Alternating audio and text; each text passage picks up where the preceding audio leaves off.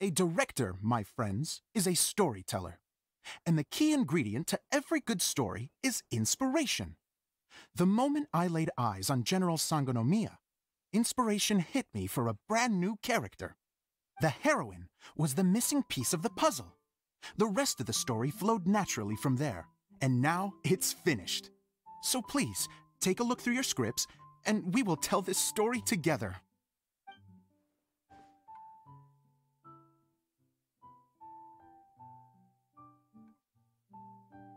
Well, is everything clear?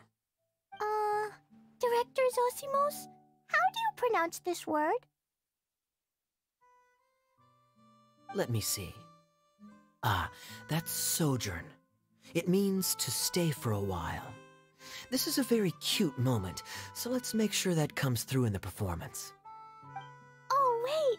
There's another word I don't know here. It's okay, Klee. We can go through your lines together a few more times after this meeting's over. That would be most appreciated, Kaya. I had a feeling about you, actually. You seem to know a thing or two about character acting. Tell me, have you acted before? You're too kind. It's all in the script, really. It just rolls off the tongue. Oh, you think so? Well, you definitely have a knack for it. I've actually been looking out for someone with your talent. If I make it as a big-time director, then I can see us working together for the long term. Be sure to stay in touch, okay? You and I are gonna go places. What can I say? Sounds good to me. Great. Fantastic. Now then, please go through your scripts one more time. But don't just read the words. Remember my notes, and really let the character inhabit you. I need to have a look at the stage, so I'll leave you to it. If you need me for anything, I'll be in the big theater right in the center of this area. Wonder what the theaters are like here. Let's go check it out while everyone's still getting ready.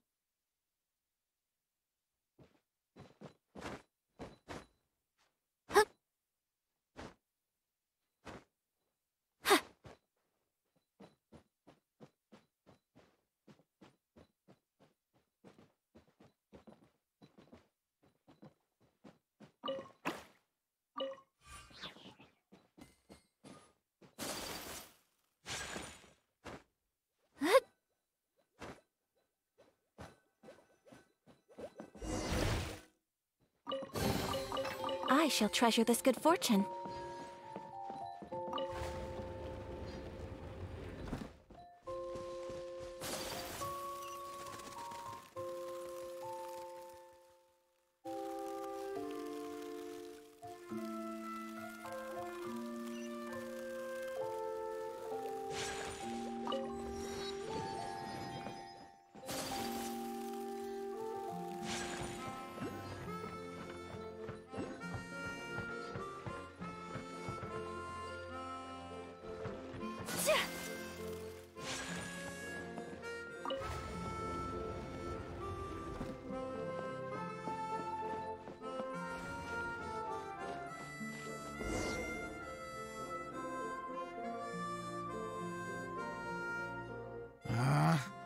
Where did it go?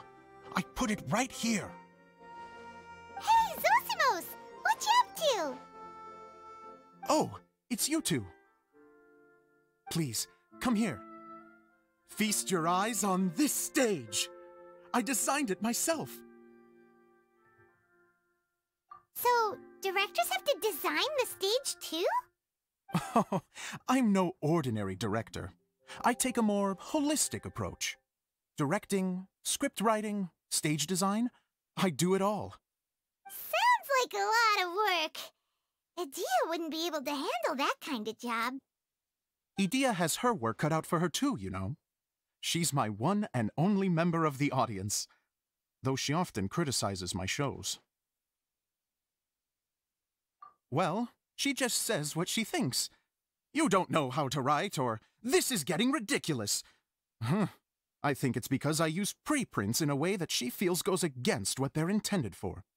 But even though she's my harshest critic, she's also been my biggest supporter in a lot of ways. I guess you could say she's like my agent. I'm very grateful to her, I've always dreamed of being a director, but I've never had the chance until I came here. So, what did you do before you came here? Like I said, I dreamed. From a young age, every time I came home after a show, I'd go over the story again and again in my mind. Growing up, my biggest aspiration was to be a director. Unfortunately, I couldn't offer much beyond my practical skills, so I ended up spending most of my time as a prop designer and doing a bit of set design on the side. Don't get me wrong, I do love building the set, but nothing satisfies me more than putting on my very own show. No wonder you only wrote director on the sign. Exactly. You're not doing a great job of convincing me that you're not a mind reader. By the way, could I ask you for your help with something? I'm having trouble finding the master script, and I'll need it shortly. The one you only just finished writing? You lost it already? Yeah. After I handed everyone their copies, I held on to my master copy while I was checking on everything around the theater. I must have dropped it somewhere. If it's not here, then it might be in the attic. These are the only two places I've been since I finished writing it.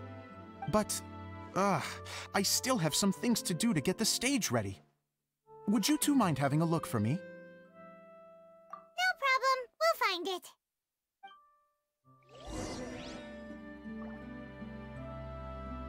The thicket board's mechanism should be functioning. Let's see. There's the lights. Oh, and the microphones.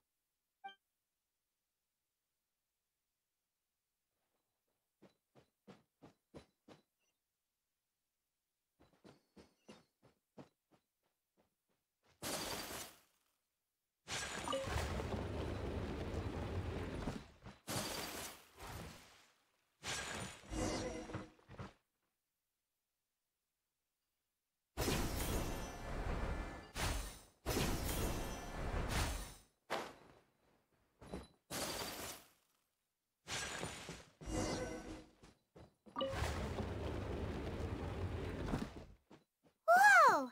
Look at all these books! Now, where's the master script?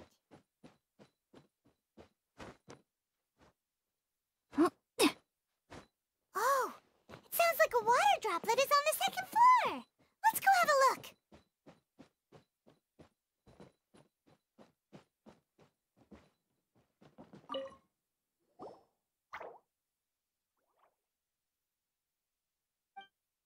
Wow, this is a lot of scripts. Looks like the water droplet has been managing them for the director. Most of them look like works in progress. Then it should be the one that's finished. Okay, let's look for the thickest one and then check the ending. This is the only script that fits the bill. Plus, it looks pretty new. This must be the master script. Let's go give it to Director Zosimos.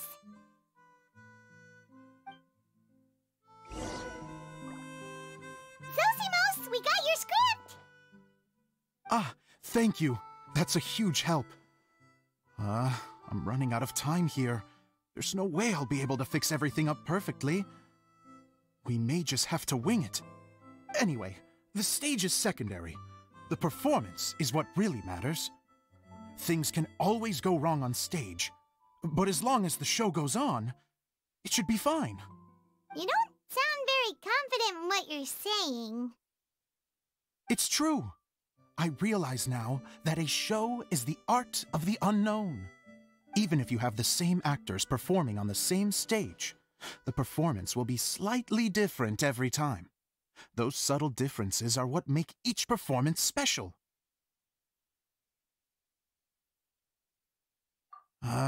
Okay. One last request. Traveler, you can enter the preprints, yes?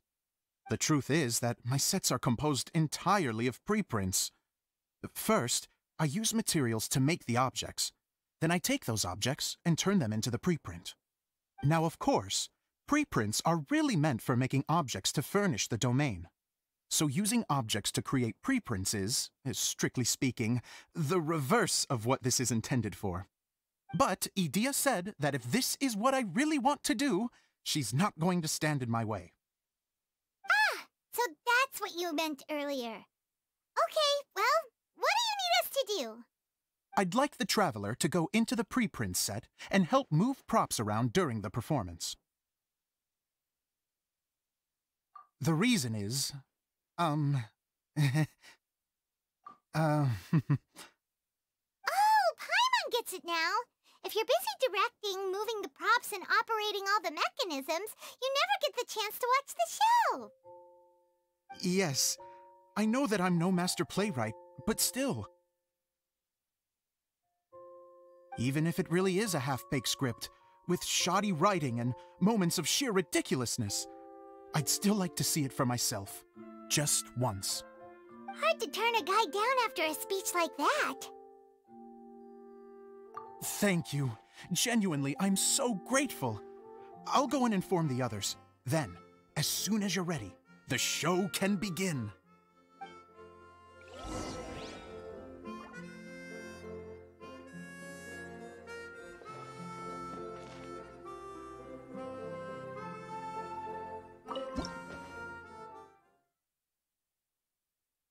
Long, long ago, there was a great thief.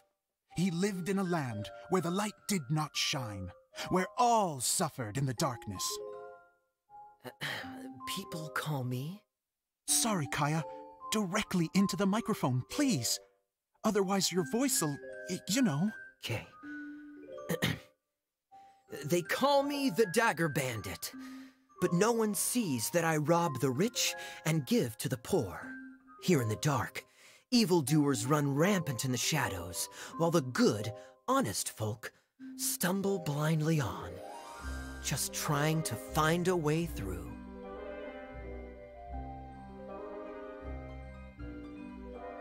As the bandit brooded, suddenly the world was inexplicably changed as a single star appeared on the horizon and flew across the sky. Traveler, stomp on that movement mechanism in front of you.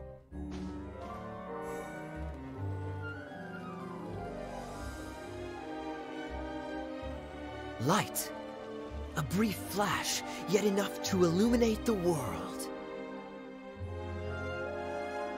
If I can find the source of that light, I can shine it into the darkness, and the people will suffer in blindness no longer.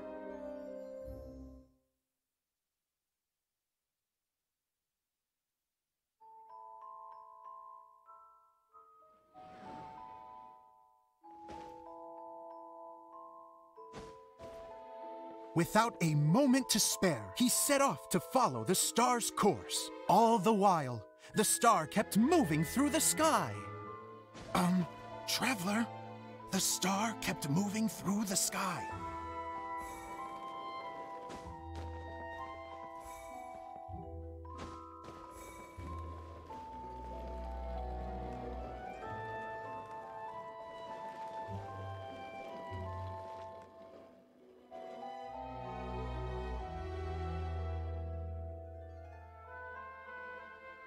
Looks like I have to go through the desert.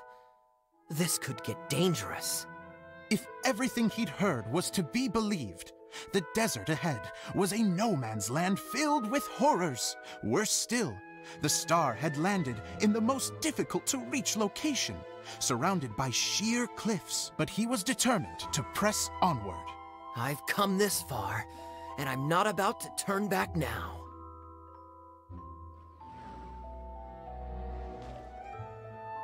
The Dagger Bandit trekked deep into the desert wasteland. Yet when he finally arrived at his destination, he found not a fallen star, but a young girl, dressed in white. How strange. I'm positive this is where the star landed. Young lady, do you know where the light has gone?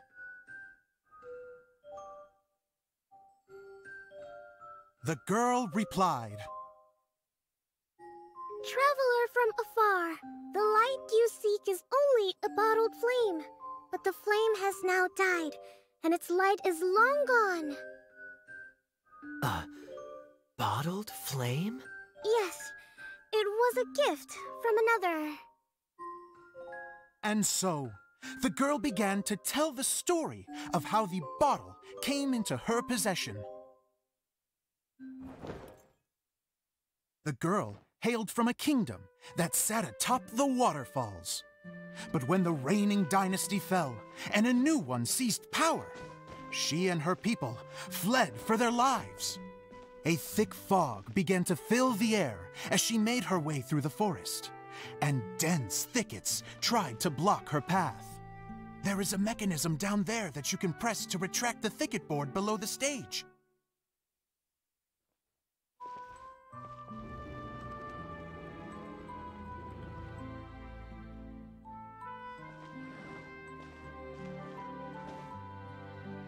If I only had a lamp to guide me through this wretched forest, then I could survive. With scratches covering her arms and legs, the girl pressed through the pain and made her way forward. The road ahead was arduous, but she was determined to press onward. I've come this far, and I'm not about to turn back now.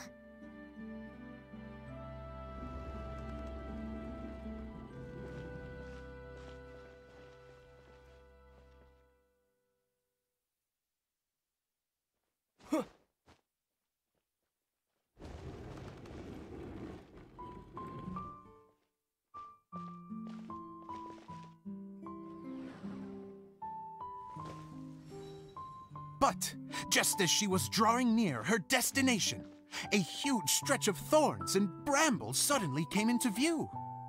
Despair set in and began to weigh on her heart. If only someone could help me, I would give anything in return. The girl's heartfelt wish in her moment of desperation did not go unheard. Wait! There's no mechanism for the final thicket! Ugh, I must have forgotten to check those boards. According to the story, those thickets should be gone from the stage now, right? Yes, total oversight on my part. Ugh, what a pain. I can help! Traveler, catch!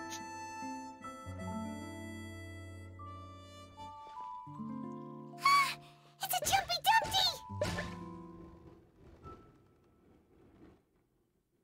The girl's heartfelt wish did not go unheard, for a Jumpy Dumpty who was passing by helped to clear a path for her. Oh, thank you, Jumpy Dumpty. And so the girl continued her journey deeper into the forest. But what she found there was not a lamp, but a mage glowing with fire. So, just to clarify, it was supposed to be the mage who helped burn a path through the thicket. Save it for the end, man! The mage took pity on the girl and handed her a bottle. Then, the mage began to tell the story of how the bottle came into her possession.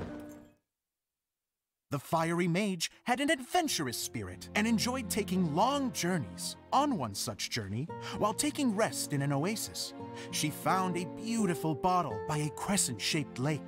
Klee, quick! Get in the light! She was an extraordinary mage, with the power to grant people their wishes. She turned the bottle into a thing of equally extraordinary power.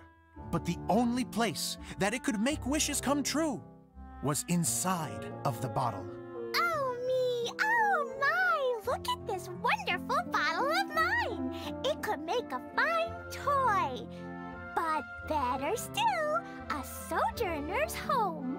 The fiery mage blew into the bottle, allowing it to grant one single wish outside its glass walls.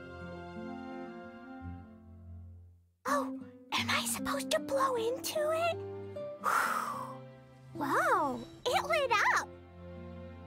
A flame was kindled within the bottle, and it began to glow a fiery red, just like the mage herself.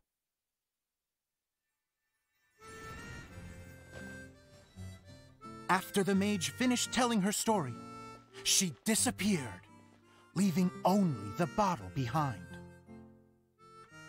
A magic bottle that can grant wishes.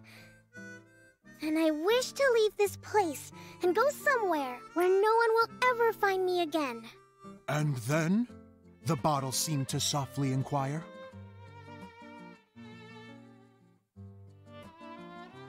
I don't know.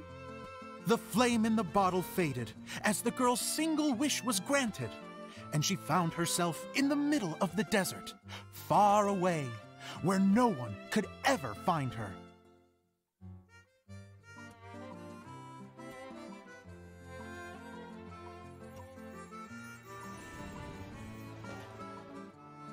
When the Dagger Bandit listened to her story, he sighed in disappointment that the flame with the power to grant wishes outside of the bottle had already died.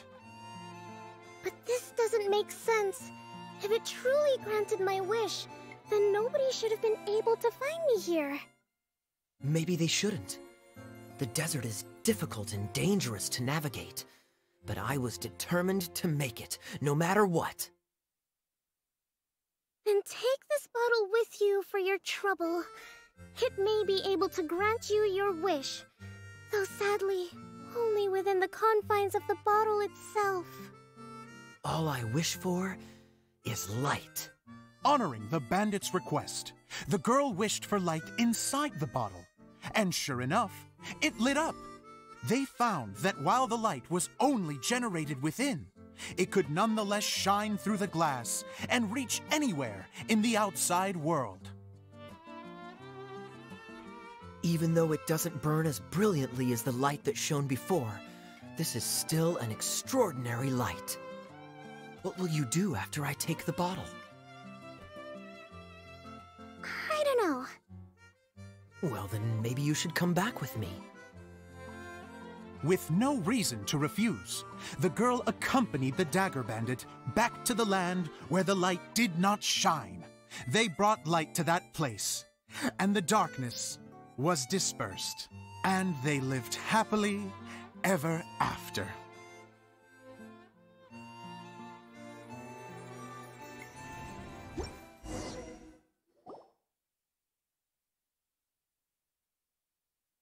And we're done! Seems the show went pretty well.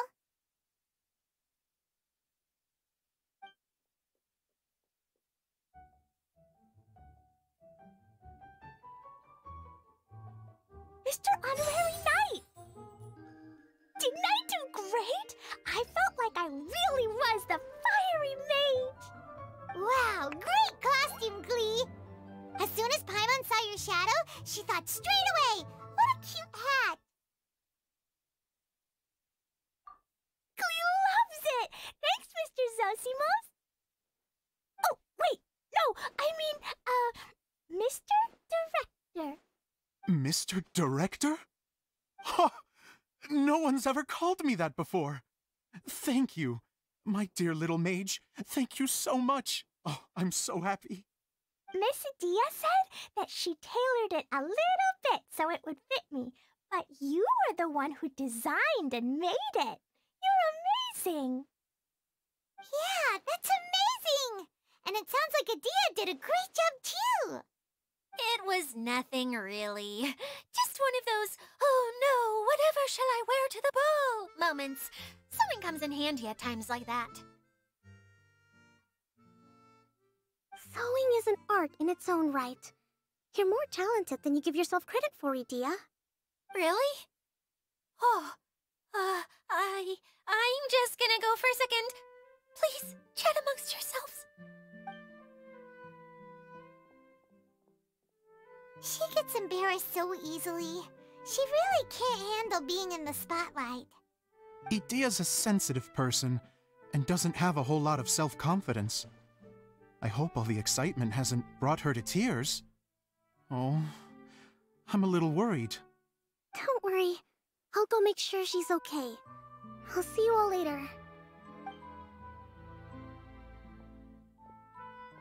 So, what did you all think of the play? Any thoughts? Huh? Uh-oh, time to get serious. Now, are you sure you want to hear what we really think? Oh, absolutely. I had the courage to ask, didn't I? So, don't mince your words. Go ahead. Speak your mind. I can take it. Okay, Paimon will go first. So, the dialogue at the beginning was pretty good, but it ran out of steam as the story went on. Paimon could tell that you ran out of inspiration somewhere along the way. The characters were honestly a little bit ridiculous. Paimon didn't get what you were trying to do. The moment anyone started to show any kind of substance, suddenly the scene was over. Yes, all very good points, Paimon. I would add that in its attempt to pay tribute to the series 1,000 Nights, all semblance of a coherent was sacrificed. Plus, I do have to penalize you for the issues with the props. Miss Adia, what are you doing back here? Oh, you know, I return like the tide when people start discussing something important. Huh. Especially when it has to do with criticizing my show. But there was one thing I liked about it. Just one, mind you. The story had a good ending. You think so? I thought I was letting him off lightly. Idia, could I borrow you for a moment? Oh, sure. Excuse me for a moment. Back to you, Paimon. Keep up the good criticism. Okay, in that case, Paimon did have one other complaint. Let's hear it. Taking criticism on the chin is all part of being a director. The ending was all wrong. The girl's motives were clear and simple the whole way through. It was kind of jarring when all she had to say was, I don't know.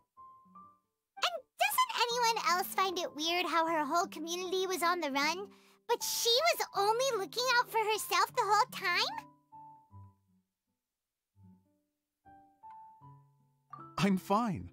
I'm not going to improve without feedback. I also learned a lot this time with the chance to be off stage. To be honest, it was a dream come true. What a great attitude. You don't seem upset at all by our comments. I wouldn't say I'm completely unaffected, but you're only speaking the truth. They're all very valid points. Still, now that Paimon thinks about it, you did finish the script in a bit of a rush. Maybe we were being a little too hard on you. That's perfectly fine. Nothing is as important to me as my work on the stage. We all use our imaginations when we're kids, right? I used to play with dolls and my own cardboard cutouts by the light of an oil lamp. The shadows would come to life and dance on the walls. I never got tired of it. Fast forward to now, and in many ways, I'm still that same little kid, lying on his bed, making sound effects. And I get the same joy from running a show now as I did in my little bedroom theater. Of course, a director can accomplish nothing without a cast and crew. So on that note, I want you to all know that I am eternally grateful to each and every one of you. Hey, don't mention it! We had a blast! Okay, here, take this. Your component, as promised.